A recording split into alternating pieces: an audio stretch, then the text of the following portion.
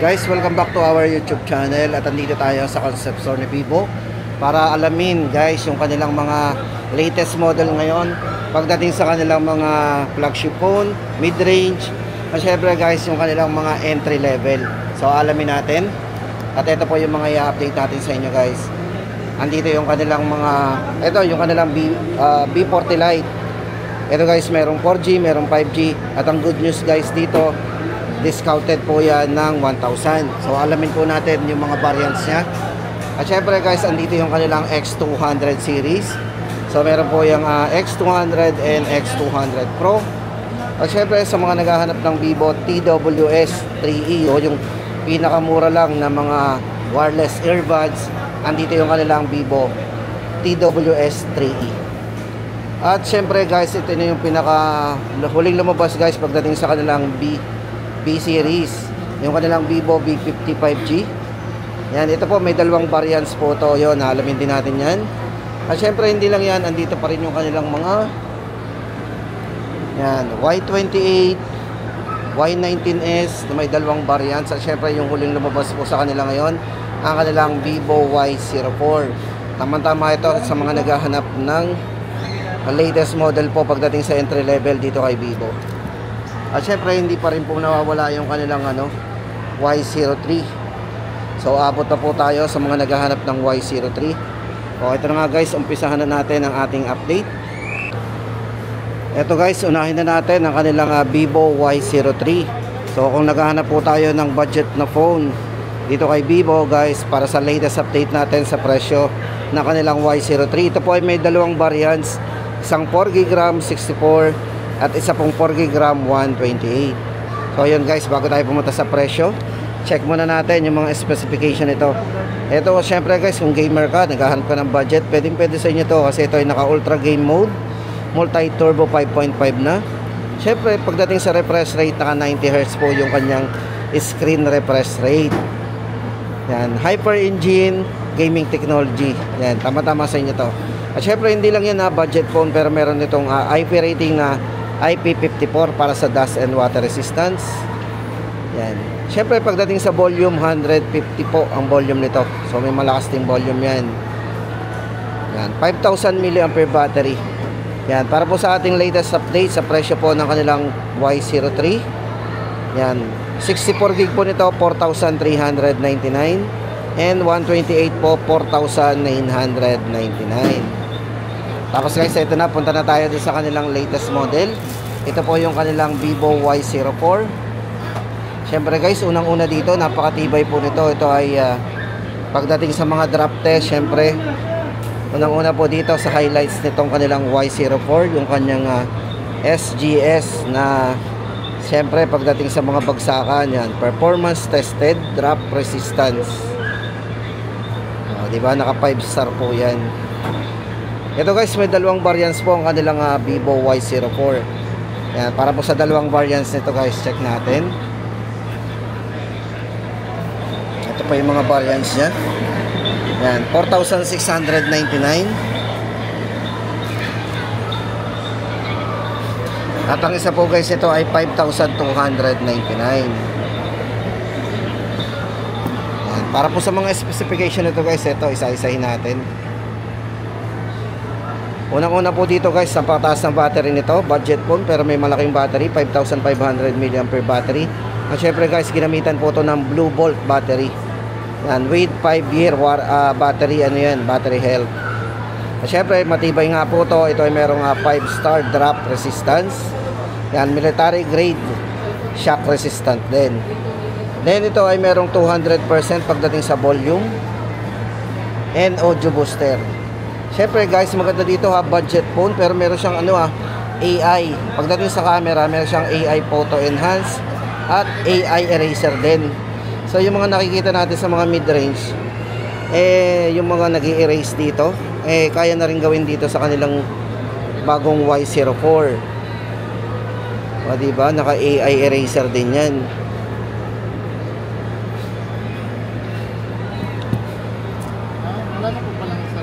Syempre guys, ito ay naka IP64 na rin para sa dust and water resistant siya. Ay, dala na ng same. At ang maganda guys dito, pagdating sa flashlight, ito meron siyang 10 times.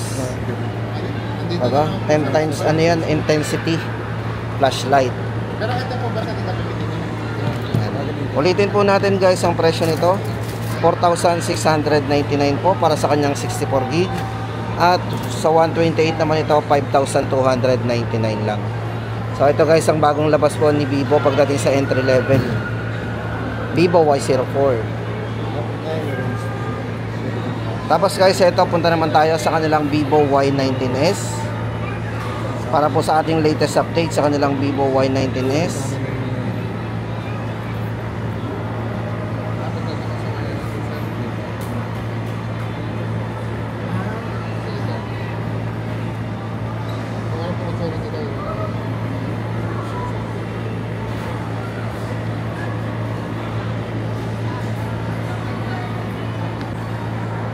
Ito guys, bago tayo pumunta doon sa mga presyo po ng Vivo Y19s, atin mo nang isa-isahin yung mga highlights po, yung mga specification po ng kanilang Vivo Y19s. Guys, unang-una dito yung kanyang battery. So yan, napakataas po ng battery nito kasi ito ay merong 5,500 mAh battery at fast charging na din ito. Naka 15 watts po yan. Syempre naka IP64 na din yan para sa dust and water resistance. At syempre ginamitan naman to ng AI enhance, photo enhance pagdating sa kanyang camera. So check po natin ang camera nito. So meron din po siyang portrait o yung tinatawag natin live focus yan. Night camera sa mga mahilig kumuha sa gabi. Ayan, napakaliwanag po ng kuha natin dito.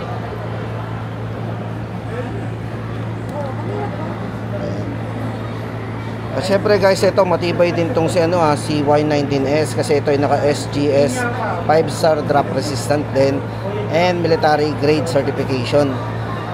Yan. Para po sa mga variants nito guys, ito meron itong 256 gig pero guys, very affordable din para po sa kanyang variants yan. Meron po itong 128.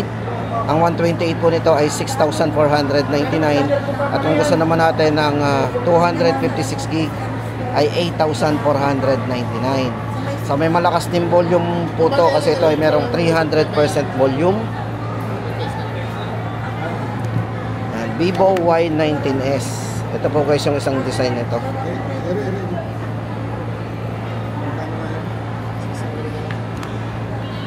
Tapos guys, ito naman ang update natin sa kanilang Vivo Y28. For Vivo Y28 naman guys, ito naman ang ating latest update. Baka naghahanap po kayo ng Y28.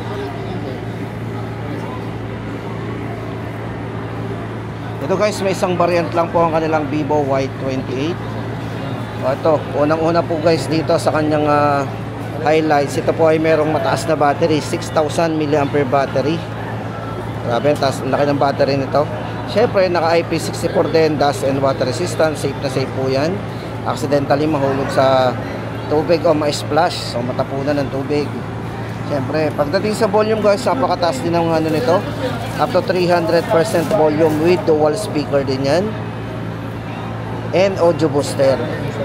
So kung camera naman, ang habol natin dito kay Y28. So ito po ay merong 50 megapixel na rin na camera.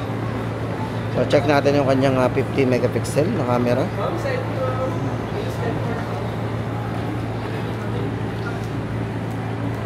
Siyempre sa mga gamer guys, siyempre ito ay merong multi-turbo 5.5 plus game mode. Siyempre pagdating sa operating system, ito ay naka Android 14. Yan, naka Pantouch OS 14. Yan, para po sa latest update natin sa presyo ng Vivo Y28. Yan, 9,999. Tapos guys, ito na, punta na tayo doon sa kanilang mga top of the line. So check natin yung mga top of the line po ni Vivo.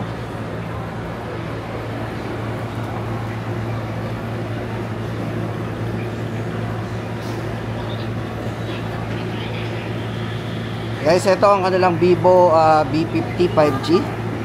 Para po sa kanilang Vivo V50 5G guys, ito may dalawang variants din po yan.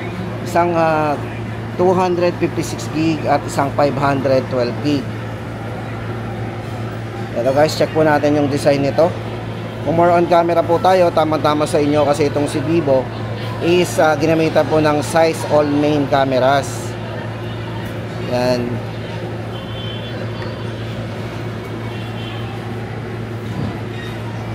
Unang-una po sa mga camera guys nito, ito ay merong multifocal portrait, siyempre size Distagon and 24mm.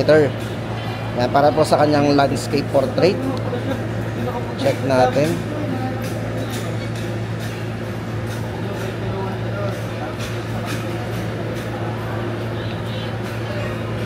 Naka ultra wide angle din po yan.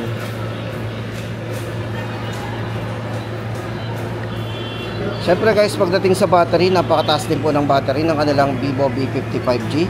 Kasi ang battery po nito ay merong 6,000 mAh na naka blue volt battery at naka 90 watts po yung kanyang charging. Napakabilis din. At pagdating sa processor guys, ito si Vivo V55G ay ginamitan ng Qualcomm Snapdragon 7 Generation 3 mobile platform. Yan. Tapos guys, no worry tayo, no worry no more kasi pagdating sa basaan, napakataas po ng rating po ng kanilang Vivo V55G kasi ito po ay naka IP68 and IP69.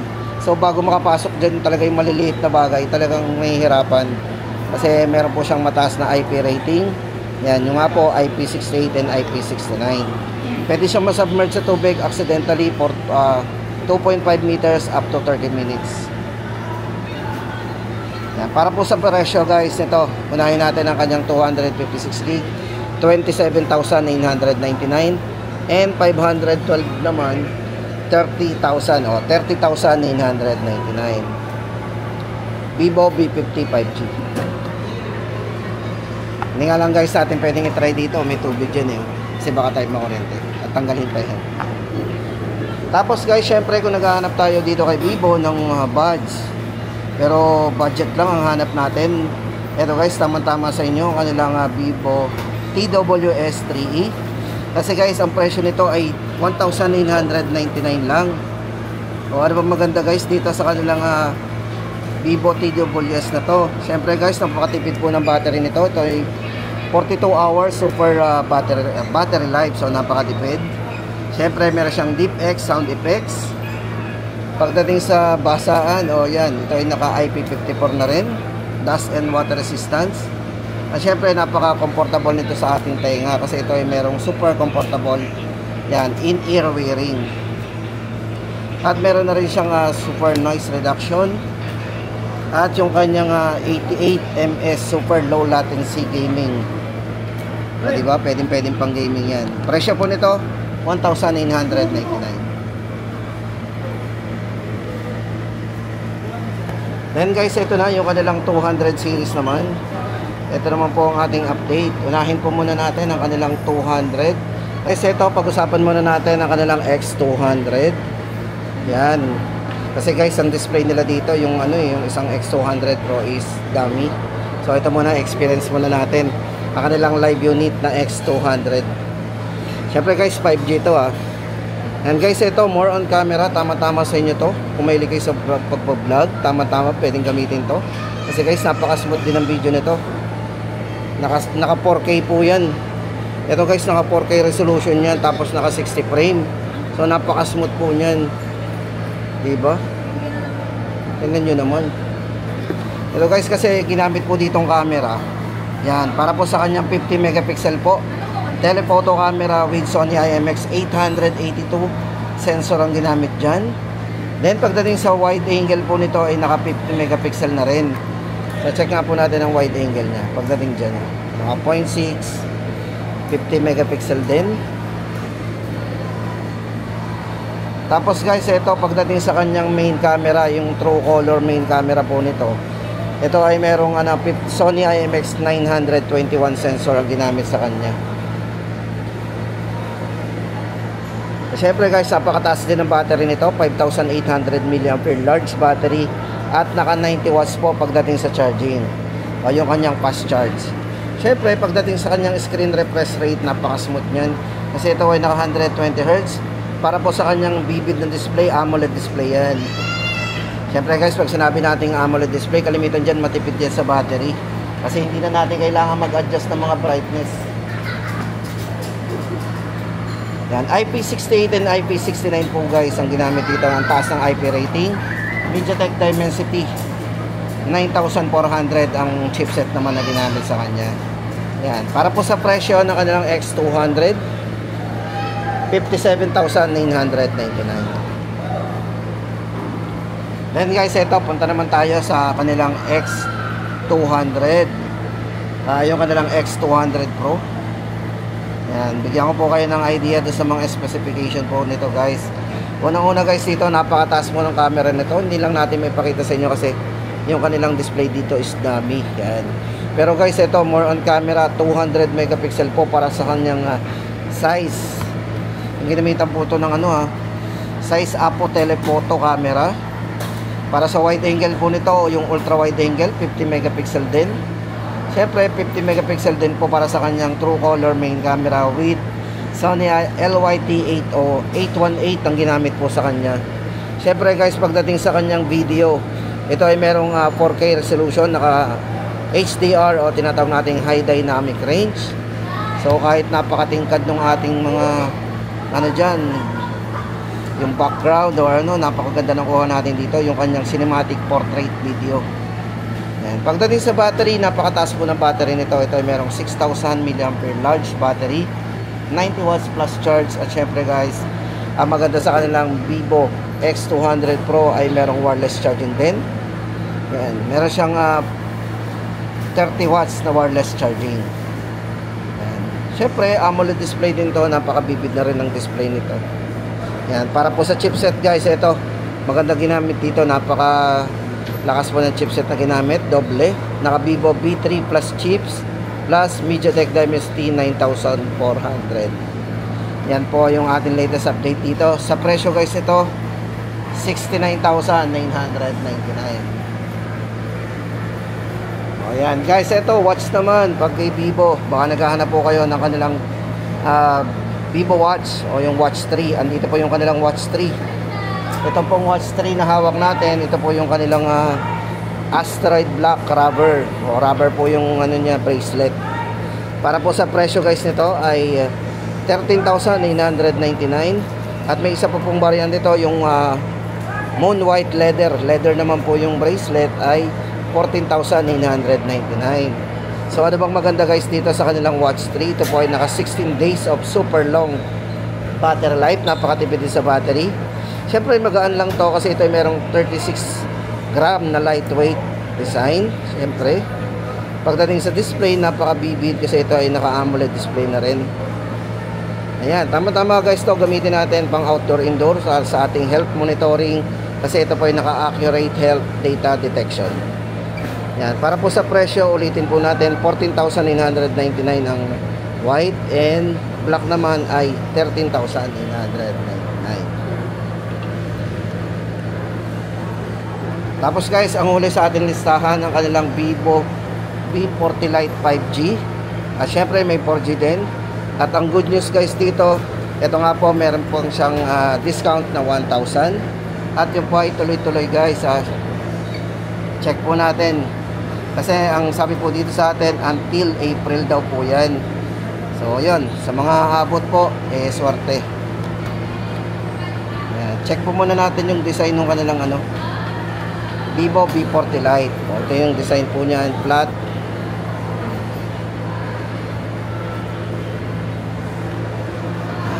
Guys, ito para sa kanya mga specification. Unang-una dito, napakabilis po nito mag-charge sa 80 watts. Plus charging with super pump, 5,000 mAh battery, at meron din siyang 4 year of battery health. Tapos guys, 120Hz po para sa kanyang screen, Ultra Vision AMOLED display. Yan, IP64 na rin para sa dust and water resistant. At syempre guys, ito para sa kanyang RAM and ROM. Ito ay merong 24 GB maximum RAM. Yan. Kung camera naman, meron siyang 50 megapixel po para sa kanyang AI Aura Light Portrait camera. Siyempre, yung display guys, ito napakaliwanag kasi ito ay merong 1,800 nits para sa kanyang peak brightness. Then sa processor, syempre guys, ito yung naka 4nm 5G Snapdragon. At kung volume naman, napakalakas po ng volume nito hanggang 300%. Ayan, para po sa tatlong variants po guys nitong si Vivo V40 Lite. Unahin po muna natin ang kanyang 4G 256 po, 13,999. May less 1,000, magiging 12,999. At yung kanyang 16GB RAM 256, 15,999, less 1,000, magiging 14,999. Then ang isa po nito na 512 naman na 5G ay 18,999, less 1,000, magiging 17,999. So ano pa guys ang hinihintay natin? So sana guys nakatulong ako sa inyo sa mga naghahanap pa lang po dyan o nagpaplano pa lang bumili, especially guys dito kay Vivo. Yan na po yung ating pinaka latest update. Tapos guys, babalik tayo dito. Abang-abangan po natin by April. Hindi po tayo magsasawa hanggat may naniniwala po sa atin. Maraming salamat sa inyo lahat.